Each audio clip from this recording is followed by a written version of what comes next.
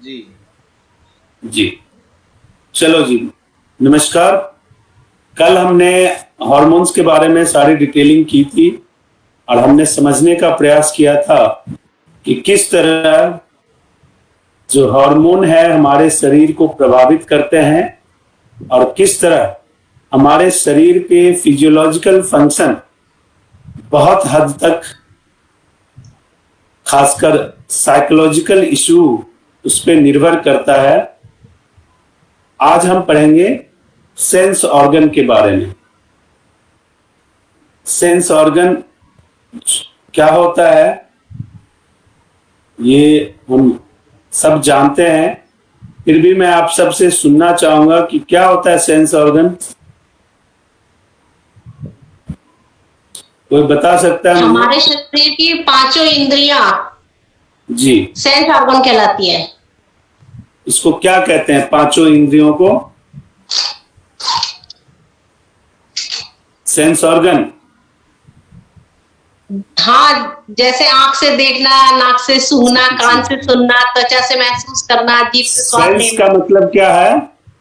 किसी चीज अनुभव का करना। अनुभव करना। ठीक है जी, जी। यानी ज्ञानेंद्रियां, जो आपको ज्ञान कराता है, जो आपको बताता है अनुभव देकर, इसको हिंदी में ज्ञानेंद्रियां कहते हैं या संवेदी अंग।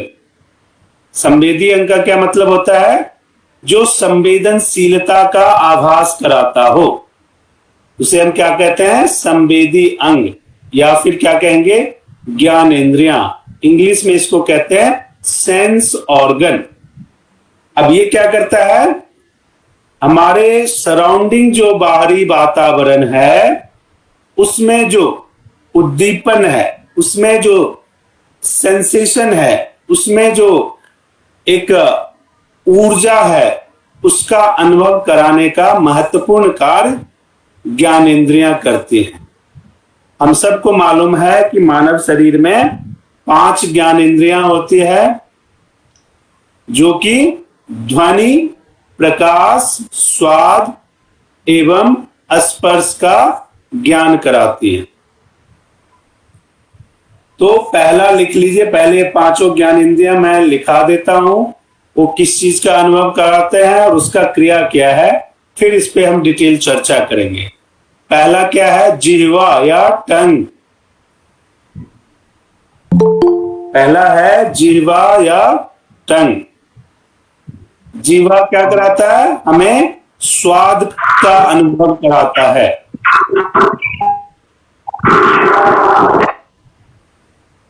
जिह्वा हमें स्वाद का अनुभव कराता है। इसकी क्रिया, एक्शन क्या है? खाने की। दूसरा क्या है? जिन्होंने लेट ज्वाइन किया है उनको मैं एक बार रिपीट कर देता हूं। आज हम सेंस ऑर्गन के बारे में पढ़ रहे हैं, जिसको ज्ञानेंद्रिया या संवेदी अंग कहते हैं। ये क्या करता है? बाहरी वातावरण, जो हमारे सराउंडिंग में ऊर्जा है, जो सेंसेशन है, उसका अनुभव हमें कराने का कार्य करता है। 5 ज्ञानेंद्रियां हैं। पहला मैंने लिखवाया है टंग, जिह्वा।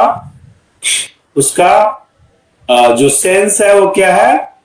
स्वाद का अनुभव कराना। उसका जो क्रिया है वो क्या है? खाने की क्रिया।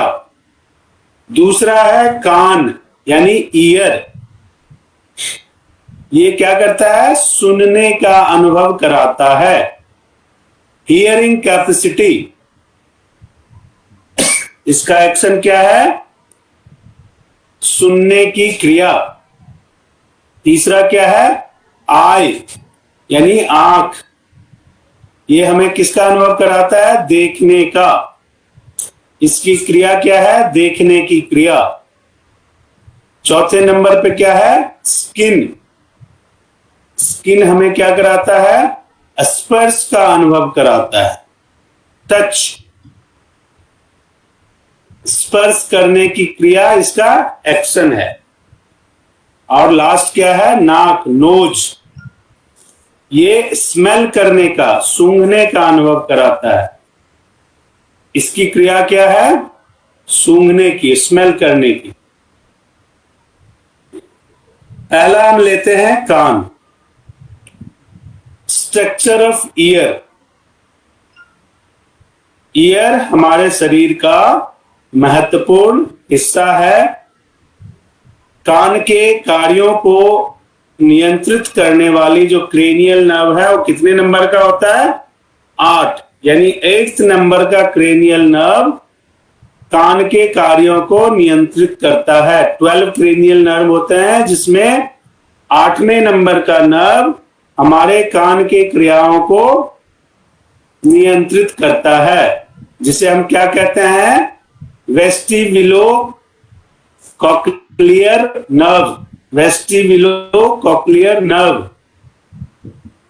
लिख लीजिए। इसका नाम है, जो 8th क्रैनियल नर्व है उसका नाम है वेस्टिब्युलो cochlear nerves.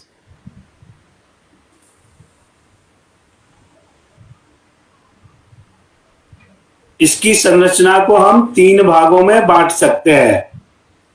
Number 1, external ear यानी बाह्य कर्ण। इसकी संरचना को हम 3 भागों में बांट सकते हैं। नंबर 1, एक्सटर्नल ईयर यानी बाह्य कर्ण। नंबर 2, मिडिल ईयर यानी मध्य कर्ण। और नंबर 3, आंतरिक कर्ण यानी इंटरनल ईयर।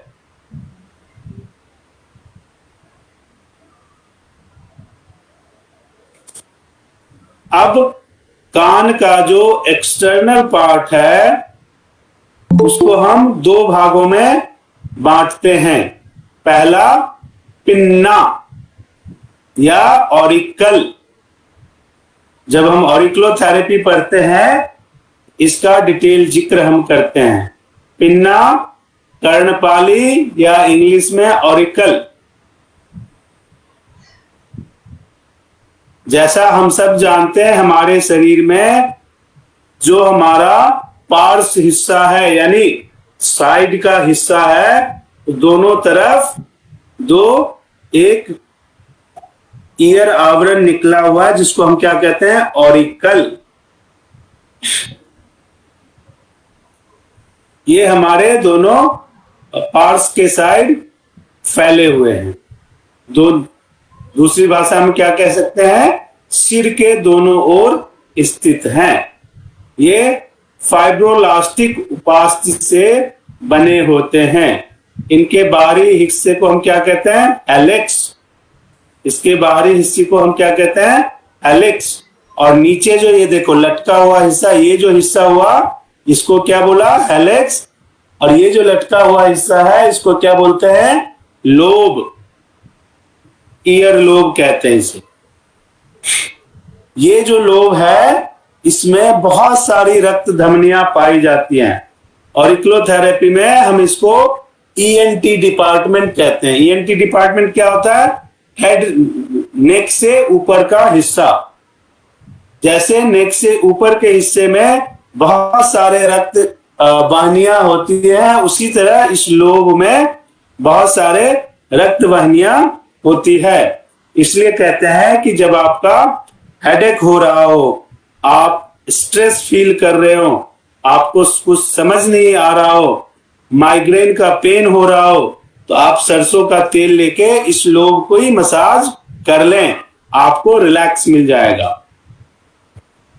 ठीक है जी। अब इसका काम क्या होता है? जो लोब है या ऑरिकल है यानी बाह्य कर्ण, पिन्ना का काम क्या होता है? ये क्या करता है? ध्वनियों को एकत्रित करके ईयर में स्थानांतरित करता है। ध्वनियों को, बाहरी ध्वनियों को, कान की रक्षा करना और जो ध्वनि तरंगे हैं बाहर से उसको एकत्रित करके कान के अंदर स्थानांतरित करना। दूसरा क्या है? एक्सटर्नल ऑडिटरी मीटर्स, बाह्य कर्ण कुहर। एक्सटर्नल ऑडिटरी मीटर्स, ये एक्सटर्नल ईयर के 2, पहला हिस्सा क्या था? ऑरिकल या पिन्ना। दूसरा हिस्सा क्या है? External auditory meatus. यह दूसरा हिस्सा है जिसकी लंबाई 2.5 सेंटीमीटर की होती है। ये पिन्ना से लेके टिम्पैनिक मेम्ब्रेन तक फैली है। इसकी जो नर्व्स है पिन्ना से लेके टिम्पैनिक मेम्ब्रेन्स तक फैली होती है।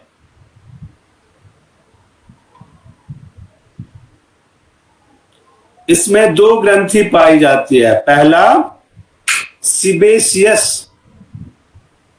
तथा दूसरा सीरूमिनस।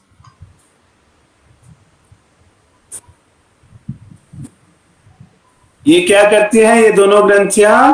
पहला क्या करती हैं? सीबम तथा दूसरा सीरूमेन। ये दो केमिकल यानी रासायनिक पदार्थ का सिक्रीशन करती हैं।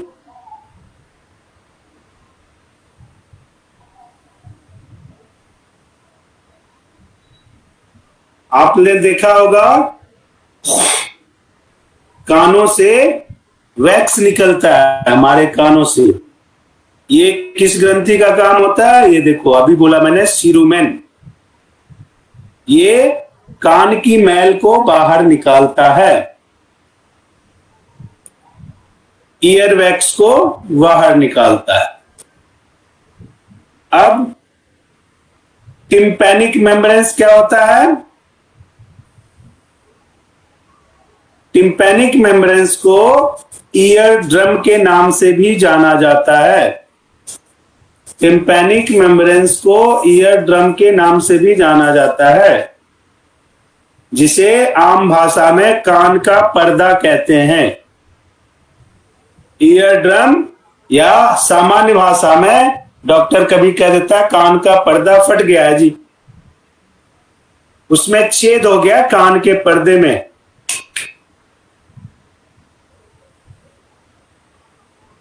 ईएनटी के डॉक्टर बड़ी जल्दी छेद बता देते हैं, पैसा ज्यादा बनता है।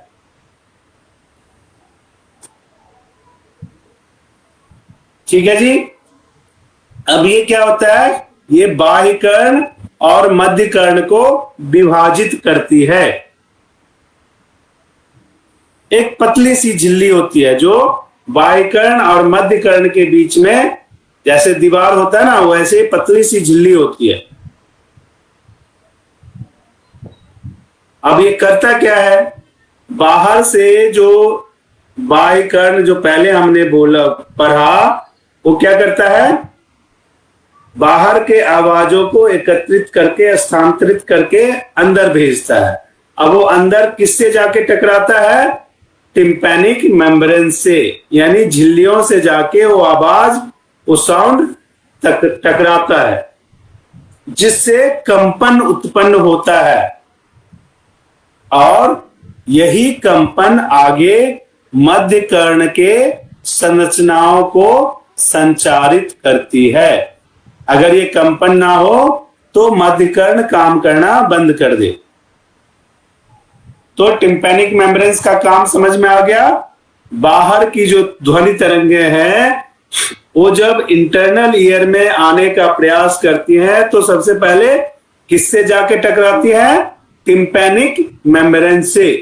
अब उस टकराहट से एक कंपन उत्पन्न होती है और उसी कंपन से क्या होता है? मध्य कर्ण संचारित होता है। अब हम पढ़ते हैं मिडिल ईयर। यहां तक हम पहुंच गए, कंपन हुआ मेम्ब्रेन्स में, उससे कंपन पैदा हुआ और उससे मध्य कर्ण एक्टिव हो गया, संचारित हो गया। अब आते हैं हम मध्य कर्ण पे। अब मध्य कर्ण को यानी ईयर को दो भागों में, मिडिल ईयर को दो भागों में बांटा जाता है। पहला टिम्पैनिक कैविटी, टिम्पैनिक कैविटी। दूसरा ऑडिटरी आंसिकल, ऑडिटरी आंसिकल। अब टिम्पैनिक कैविटी क्या होता है? ये क्या होता है? इसका कोई सुनिश्चित आकार नहीं होता है, यानी अनियमित आकार की एयर से भरी हुई एक गुहा होती है। ये वॉल टाइप अस्थियों यानी झिल्लियों के साथ बनी रहती है। जैसे आपके हेड के साथ ये ईयर है, इसी तरह वो झिल्लियों के साथ चिपकी सी रहती है।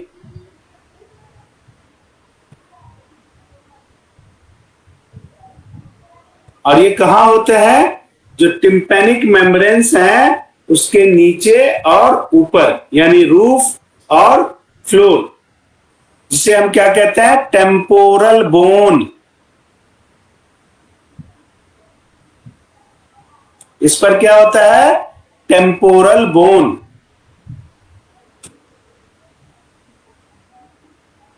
दूसरा क्या था?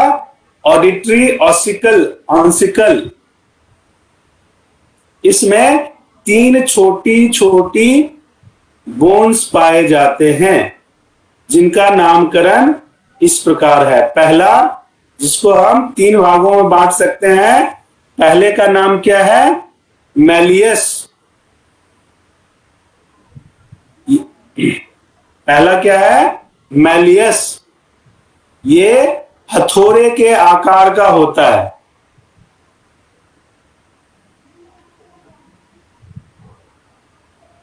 जिसका ऊपरी हिस्सा, जिसे कहते हैं इंकस बोन,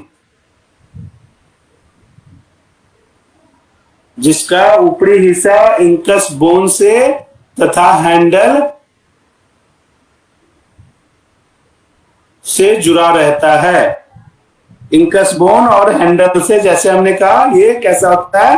हथौड़ा नुमा, जिसका एक हिस्सा इंकस बोन और दूसरा हैंडल से जुड़ा होता है।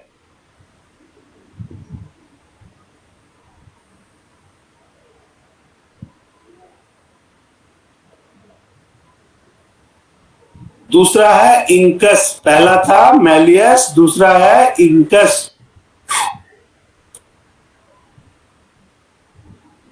ये भी एक अस्थियां होती है। एक तरफ मैलियस बोन और दूसरी तरफ स्टेपिज बोन से जुड़ी रहती है। एक तरफ मैलियस बोन और दूसरी तरफ स्टेपिज बोन से जुड़ी रहती है। तीसरा क्या है? स्टेपिस। यह शरीर की सबसे छोटी बोन्स यानी अस्थिका होती है, और इसका जुड़ाव भी मैलियस और स्टेपिज अस्थिका से जुड़ी रहती है। अब ये एक छोटी अस्थिका है और इसका शीर्ष अस्थिका वेस और ओवल विंडो से जुड़ा रहता है। मतलब ये जो ईयर के बोन्स हैं वो इतने से हिस्से में ही, इतने, देखो भगवान ने कितना इनबिल्ड चीजें बनाया कि इतने हिस्से में आकार भी बन गया, प्रकार भी बन गया, बोन्स भी बन गए, कार्टिलेज भी बन गए, सब कुछ बन गया। इंसान तो पागल ही हो जाए कि कैसे बनाया जाए, लेकिन ये भगवान की रचना है। इसीलिए कहते हैं उनको सुपर पावर। ये इनबिल्ड होता है। और ऐसी ऐसी रचनाएं हैं जिसके बारे में आज भी वैज्ञानिक कल्पना भी नहीं कर पाते हैं, ये कैसे पॉसिबल है। और कुछ घटनाएं ऐसी होती है कि आप मजबूर हो जाते हैं सोचने पे कि कहीं ना कहीं एक पावर है जो आपकी हेल्प करती है। अब ये पावर क्या है, मैं एक एग्जांपल बताता हूं। परसों की संडे को मैंने एक हेल्थ कैंप किया था। अब उस हेल्थ कैंप में, चूंकि वो हेल्थ कैंप ऐसी जगह पे था जहां पे सारी चीजें जुटाना बड़ा मुश्किल काम था। खासकर जब लोग आए तो आसपास में चेयर लाना बड़ा मुश्किल काम था। तो मैं सुबह पहुंच गया। अब मेरे पास चेयर गिन के 4 थे। अब जो मेहमान आने वाले हैं वो 10 हैं। अब नीचे दरी पे मेहमान को तो बिठा नहीं सकते, तो मैं बड़ी सोच में पड़ा हुआ था, अब क्या करें।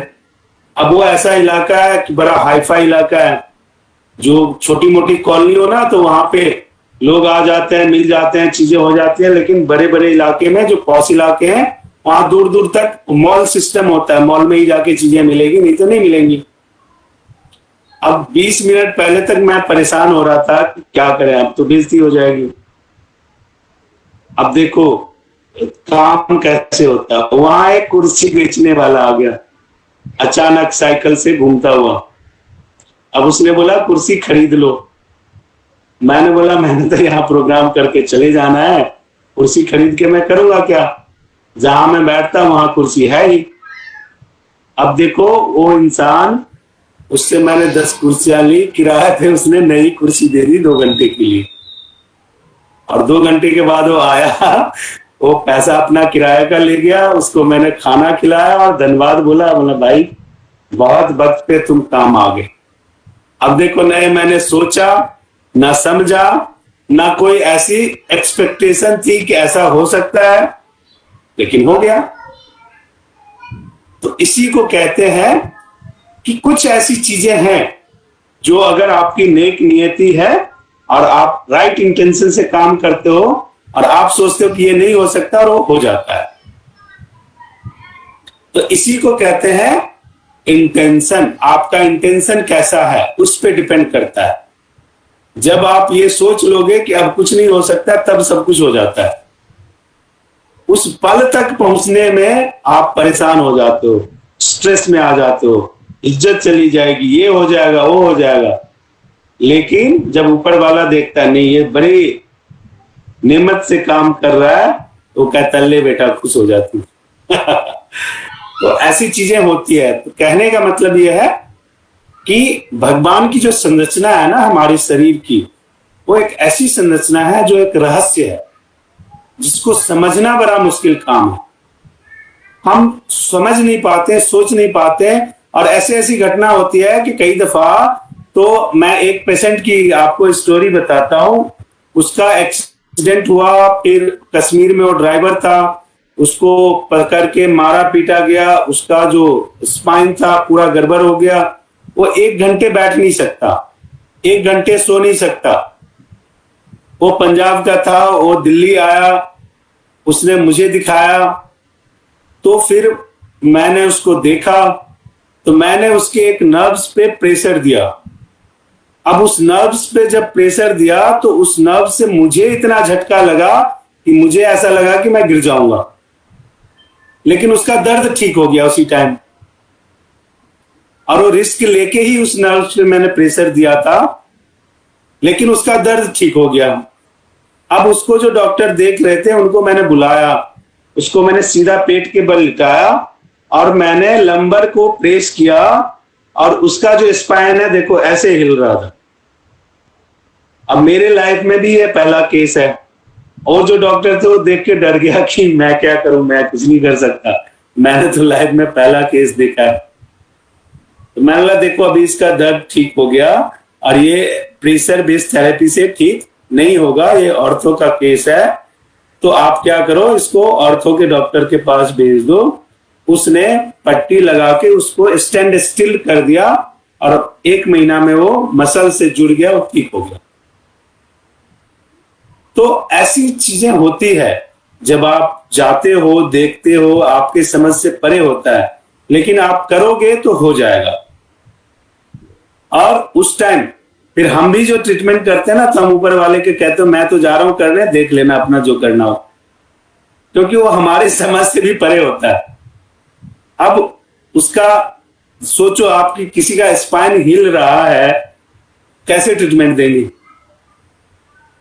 लेकिन वो जो दर्द था वो किस वजह से, उस जो बाइपोलर वाला बीच का हिस्सा था, मैंने यानी 40 से 45 सेकंड पे वहां का ब्लड प्रेशर से रोक दिया। जो ब्लड का सप्लाई था उसको मैंने प्रेशर से स्पाइन में उसको मैंने रोक दिया। और उसको रोकने के बाद जो मैंने हटाने की कोशिश की, तो अचानक ब्लड के प्रेशर, इतना प्रेशर आया कि मुझे लगा कि मैं गिर जाऊंगा।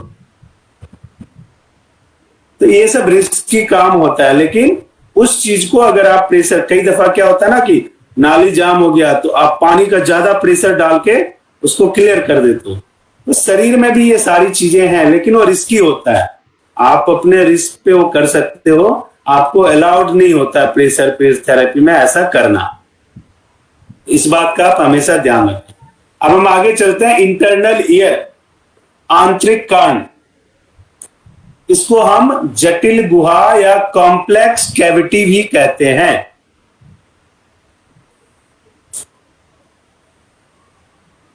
ये टेम्पोरल बोन में स्थित होती है। ये टेम्पोरल बोन में स्थित होती है। इसके भी दो हिस्से होते हैं। पहला बोनी लेविरिंथ, पहला बोनी लेविरिंथ, दूसरा मेम्ब्रेनस लेविरिंथ। अब पहला जो है बोनी लेविरिंथ, ये कहां होता है? टेम्पोरल बोन के पीटरस भाग में स्थित होता है।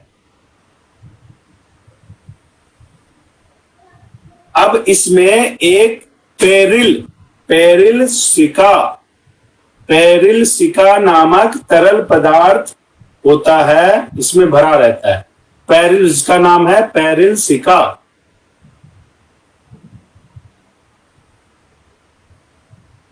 इसकी भी तीन संरचनाएं होती है, यानी तीन हिस्से होते हैं। पहला वेस्टिब्यूल, पहला है जो मध्य कर्ण के पास स्थित में भाग में फैला हुआ होता है।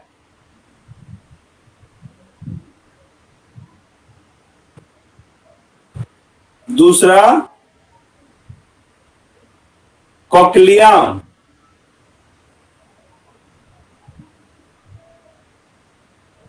ये सेल शेप होता है और चौड़ा, इसका आकार जो होता है चौड़ा होता है, चौड़ी पट्टी की तरह।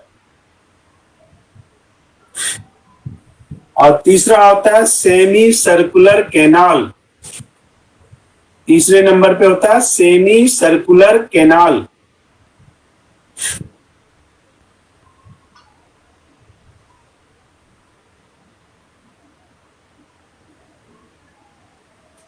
अब हम आते हैं कि ईयर का फंक्शन क्या होता है, कान का क्या फंक्शन होता है।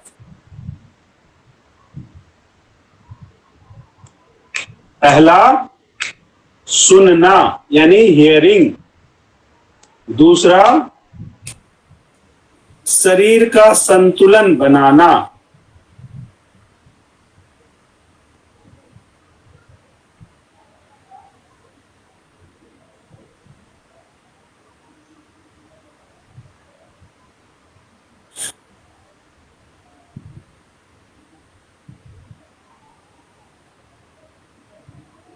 अब हम आते हैं श्रवण तंत्रिका। ये भी एक क्रेनियल नर्व से जुड़ा होता है, जिसको हम वेस्टिब्यूलोकॉक्लियर नर्व कहते हैं। पहले भी हम लिख चुके हैं। इसके दो हिस्से होते हैं, कॉक्लियर और दूसरा वेस्टिबुलर।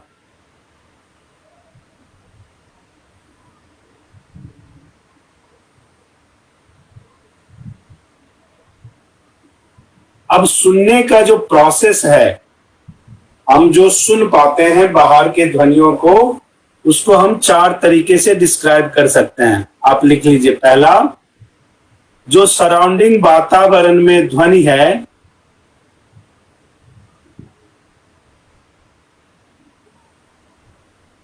जिसे साउंड वेव कहते हैं।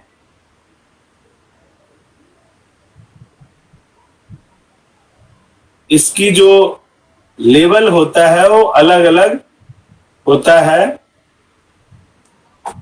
तो पहला हिस्सा ये है, जैसा कि हमने पढ़ा कि बाहर की वातावरण के साउंड वेव को एकत्रित करके अंदर भेजता है। दूसरा, ये ध्वनि तरंगे जो एकत्रित होता है वो कहां से होके गुजरती है?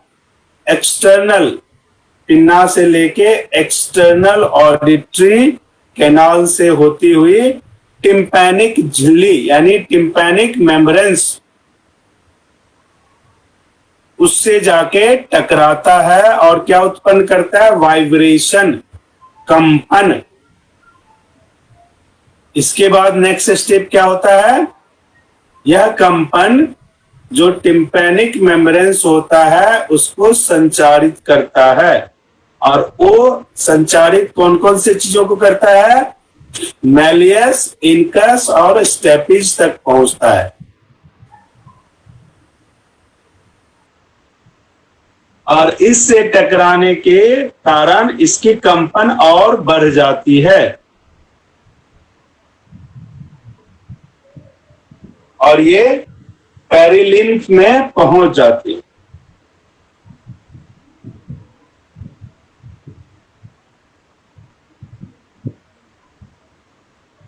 और ये जो लिम्फ है उससे कंपन जब होता है तो वो कॉक्लियर तक जाता है जो कि एंडोलिम्फ में स्थित होता है और वहां पहुंचकर जो नर्व एंडिंग ऑर्गन होता है जिसको ऑर्गन ऑफ क्रोटी कहते हैं,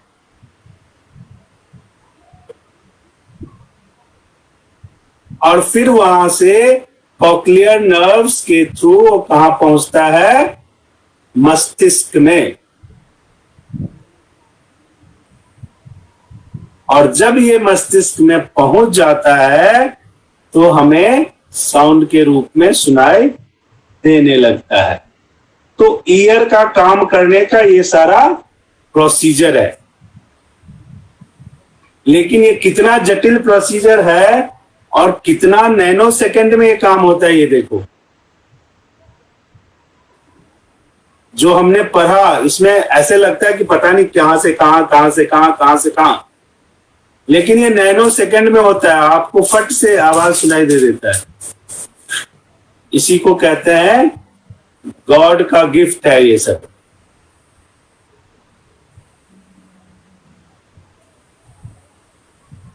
अब ये शरीर को संतुलित करता, जैसा हमने पढ़ा, इसका भी बड़ा सा प्रोसीजर है इसी तरह। लेकिन आप ये समझ लो ये शरीर को संतुलित करता है। इस प्रोसीजर में जाने का कोई फायदा हमारे पास नहीं है। दूसरा क्या है? आई। ईयर हो गया, अब लिखिए आई। आई भी एक महत्वपूर्ण और जटिल ज्ञानेंद्रियां है। बड़ा टफ है इसको समझना। ये हमें क्या देता है? विजन, दृष्टि।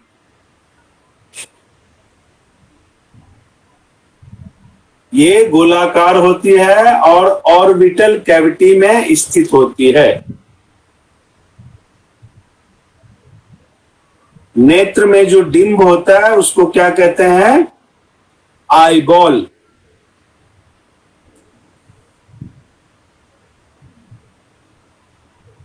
इसमें 3 परतें बनी होती है। पहला आउटर फाइब्रस लेयर, दूसरा पहला है आउटर फाइब्रस लेयर, दूसरा है मिडिल वस्कुलर लेयर और तीसरा है इनर नर्वस लेयर। आपके घर में टीवी है, पहले अब तो एलईडी आ गया, उससे पहले आप देखते होगे ना, तो जब टीवी ओपन करता है बैक से अगर खराब हो गया, उसमें एक ट्यूब टाइप का होता है ऐसे माइक जैसा, उसे कहते हैं पिक्चर ट्यूब। तो आंखों के पीछे भी एक पिक्चर ट्यूब होता है। उस ट्यूब के माध्यम से हम चीजों को देख पाते हैं। अब पहला है, हमने क्या पढ़ा? Outer fibrous layer. ऊपर से जो गोल वाला हिस्सा दिखता है आपको, ये फाइब्रस कनेक्टिव टिश्यूज से बनता है, इसलिए इसको क्या कहा गया? Outer fibrous layer. अब इसके भी अलग अलग हिस्से हैं, तो अभी हम इसके उस हिस्से में नहीं जाएंगे, क्योंकि उस हिस्से में जाएंगे तो बहुत लंबा चौड़ा चीजें हो जाएगी और हमें समझ में नहीं आएगा। हम इसके फंक्शन को समझते हैं। 3 लेयर आपने समझ लिया, तीनों लेयर पे अलग, जैसे कान में हमने समझा कि अलग अलग लेयर से काम होता है। अब फंक्शन क्या है? यह रेटिना की रक्षा करता है, पहला।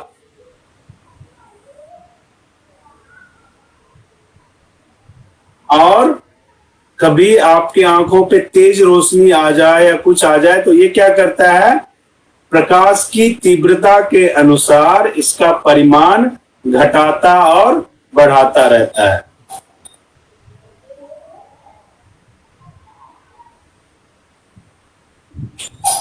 यानी प्रकाश के तरंगों को नियंत्रित करता है।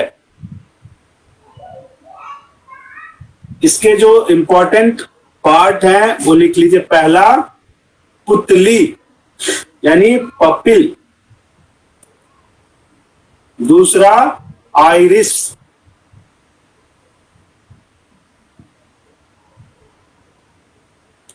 रेटिना,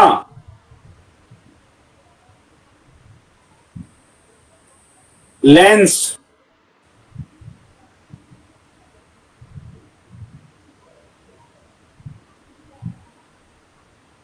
आंखों के चारों तरफ जो चीजें होती है उसमें सबसे जो ऑर्बिटल कैविटी हमने पढ़ा है, उसके चारों ओर जो चीजें होती है उसमें क्या क्या होता है? देखो, आईब्रोज, आईलिड पलकें, आई लेसेस, और इसमें एक महत्वपूर्ण ग्रंथियां होती है जिसे क्या कहते हैं? अश्रु ग्रंथि यानी लैक्रिमल ग्लैंड्स।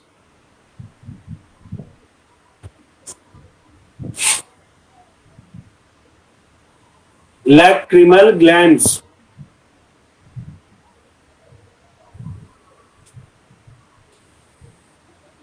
अब इसका प्रमुख कार्य क्या है? जो पेशियां हैं उनका प्रमुख कार्य क्या है? लिखो। पहला, आंखों की रक्त आपूर्ति करना, ब्लड सप्लाई टू आई, उसका टेक केयर करना, इन सब का काम होता है। जिसको किसके थ्रू होता है? उसको हम कहते हैं सेंट्रल रेटिनल आर्टरी। डॉक्टर क्या कहता है? इसके रेटिना के नर्व्स सूख गए हैं ना, ऑपरेशन करना पड़ेगा। तो कौन सा नर्व सूख गया? सेंट्रल रेटिनल आर्टरी, जिससे ब्लड सप्लाई पहुंचता है। अगर ये सूख गया तो आंखों में प्रॉब्लम आनी शुरू हो जाएगी। अब ये कौन से क्रेनियल नर्व्स का हिस्सा है? सेकंड क्रेनियल नर्व्स, जिसे ऑप्टिक नर्व भी कहते हैं।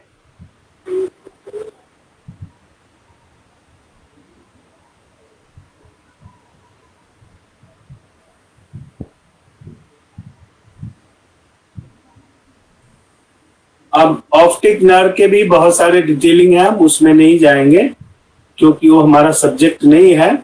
पर ये इंपॉर्टेंट चीजें हैं जो आपको, कौन सा नंबर क्रेनियल नर्व्स है वो आपने लिख लिया। कौन सा नंबर है?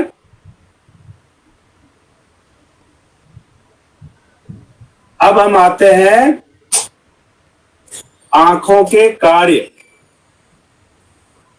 क्या क्या काम होता है आंखों का?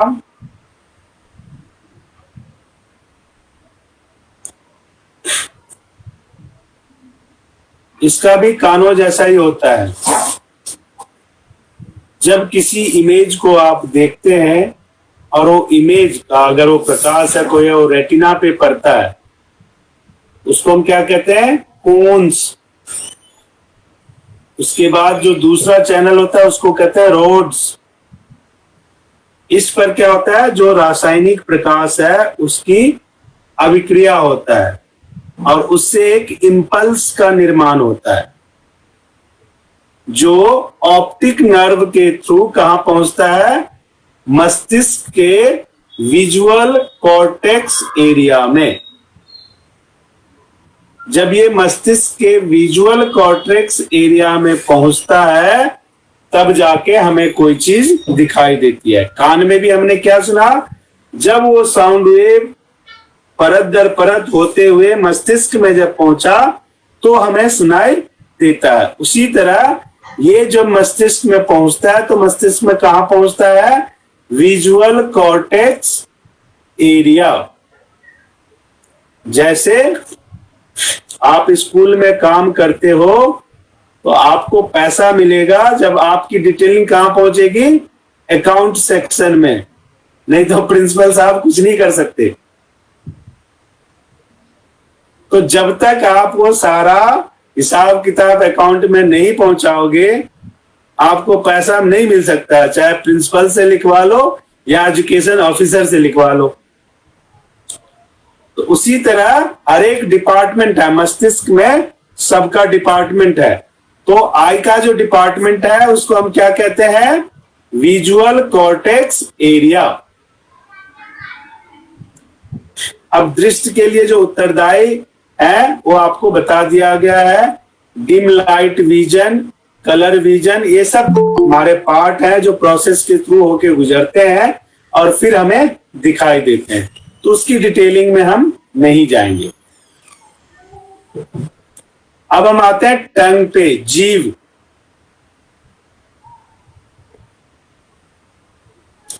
जी को मजा, शरीर को सजा। आपको बीमार होना है तो जी जो जो कहता है वो कर लो, 2 दिन लगेंगे बीमार हो जाओगे।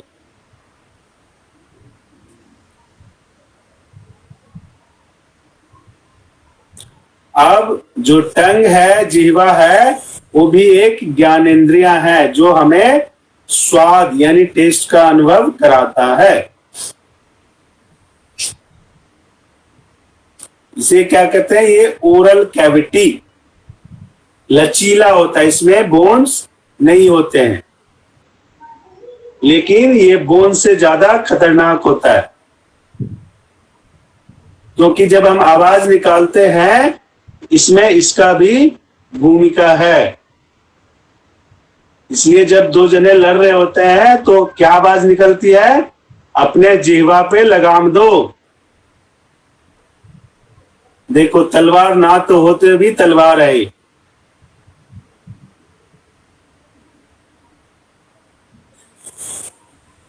इसकी संरचना बड़ी ही लचीली होती है। जीभ के ऊपरी सतह जिसे अंकुरक कहते हैं या पेप्लिया लिख लो,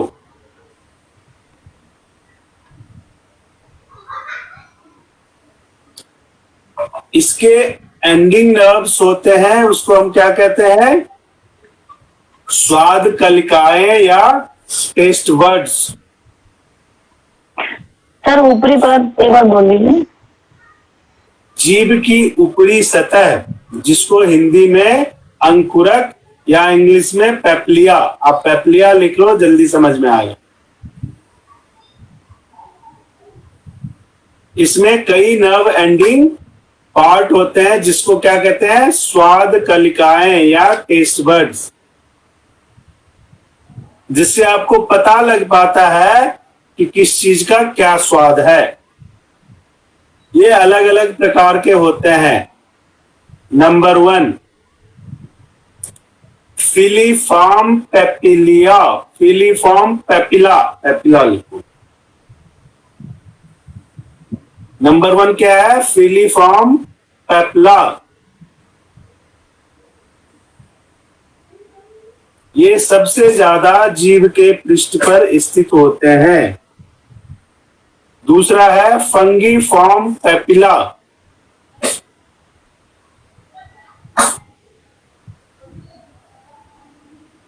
जिसे फंगॉइड बोलते हैं, जो साइड के हिस्सों में होता है जीवा पे। तीसरे नंबर है वैलेट पेपिला, ये 8 से 12 होते हैं। ये जीवा के आधार पर स्थित होते हैं, जहां से देखो वी शेप बनता है ना, यहां देखो यहां से यहां कोने पे वी शेप बनता है, ऐसे ऐसे जीवा आता है, एंडिंग पे वी शेप बनता है।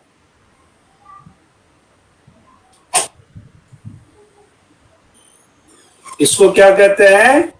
Test of sensation.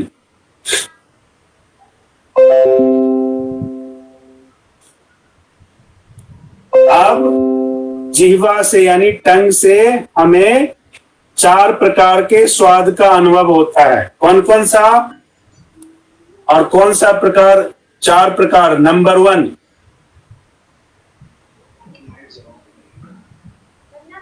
मीठा।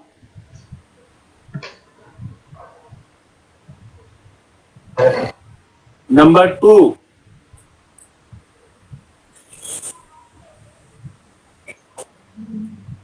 करवा, बिटर, स्वीट, बिटर।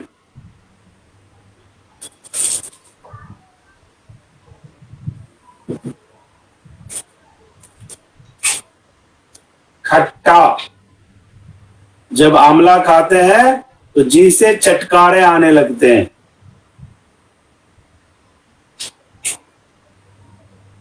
और नमकीन, सॉल्ट।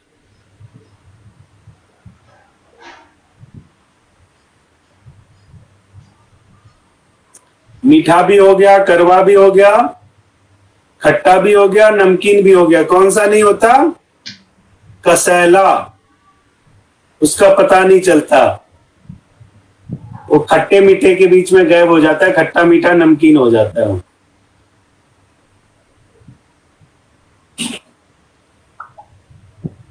अब टंग के काम क्या क्या होते हैं?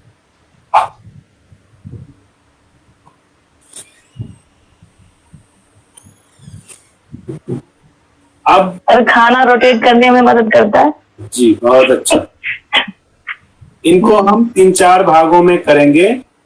इसके लिए स्टेज, जैसे हमने ईयर का स्टेज देखा, जैसे हमने आई का स्टेज देखा, और उसका मस्तिष्क से क्या कनेक्शन होता है और कौन से डिपार्टमेंट में जाना होता है, उसी तरह इसका भी है। जीव की लिख लीजिए, एपिथेलियल सेल, एपिथेलियल कोशिका या epithelial cell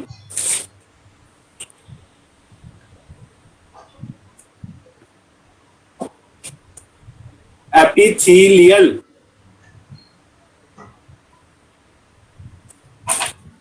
epithelial cells, epithelial cells, इस पे बहुत सारे टेस्ट वर्ड्स होते हैं।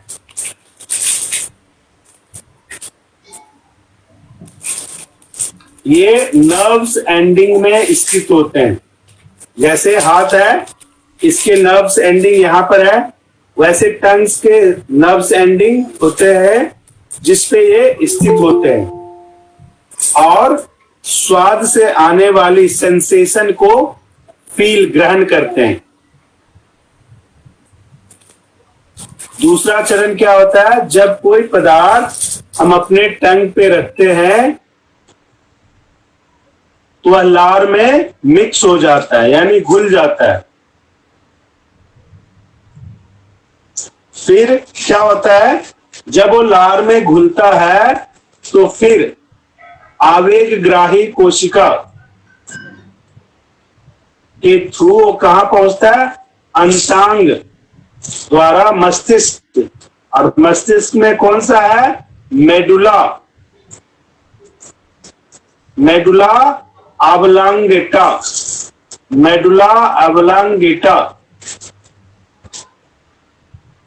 जैसे ही मस्तिष्क के मेडुला में ये पहुंचता है तो हमें स्वाद का ज्ञान हो जाता है कि ये खट्टा है या मीठा है या कड़वा है।